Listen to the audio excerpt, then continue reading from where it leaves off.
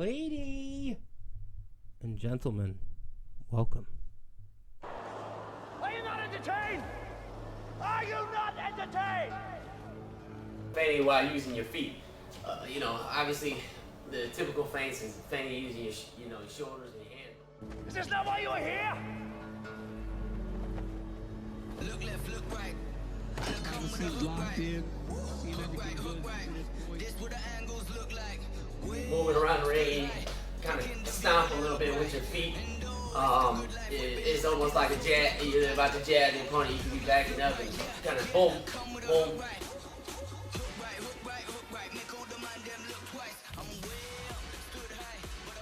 Mix it up differently, changing how you're doing. All right, let's rock. Rules for smarks in regards to feints. Mechanically, they should be similar to each other. And previously successful, a prior strike, so a jab feint. Hopefully you landed a jab before you start jab feinting, right? The variance adds to the defensive confusion of the opponent or the opposition. They're used to gauge the reaction and then exploit them. I mean, that's the whole point, is to draw out strikes or to draw out reactions, and ultimately they are speed reads.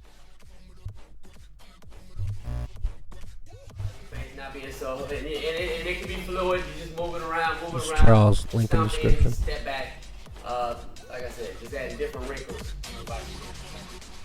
Okay, so the main focus, or what I want you to take away from this, is kind of the symbiotic nature of the jab and the foot feint, and then trajectory of strikes specifically around the guard.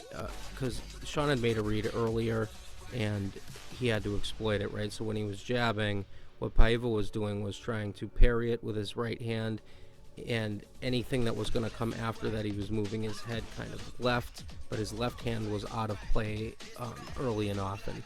This is a clip of Triple G. I didn't type that on the bottom. I just found that this is the only clip I could find of this punch, and I just remember this being a really nice lead hand arching hook around the guard. So here's some foot feinting, which Sean was doing early and often. That was quite literally how the fight started.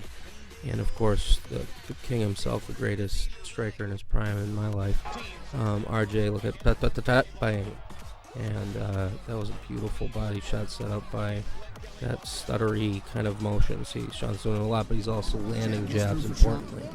And it is important to note, you have to land things in order to then exploit them, right? I believe this sequence was the read, if you will, and the subsequent jabs kind of helped to sell the point. So if you watch here, I'm going to slow it down. Sean leans in.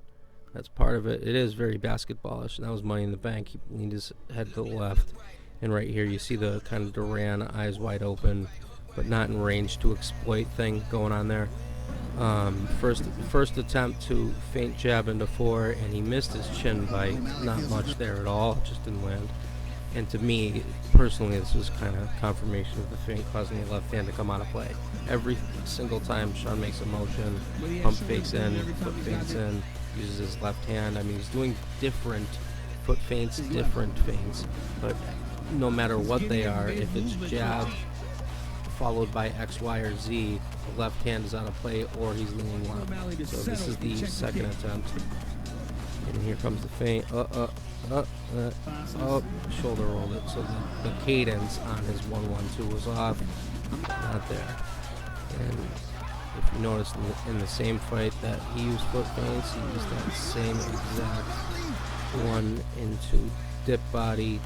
That's really just an overhand at the end of the day. With the longer reach, you can get away with that more, but he knew where he had to throw the strike. It was a matter of getting there, because a straight right wasn't going to get through what Paiva's tendencies were defensively. And beautiful job by Sean, and interestingly finishing with another kind of cage decimation a la Chuck Tito 1. Anyway, I thank you for watching. More coming down the pipe, and stay tuned. Cheers.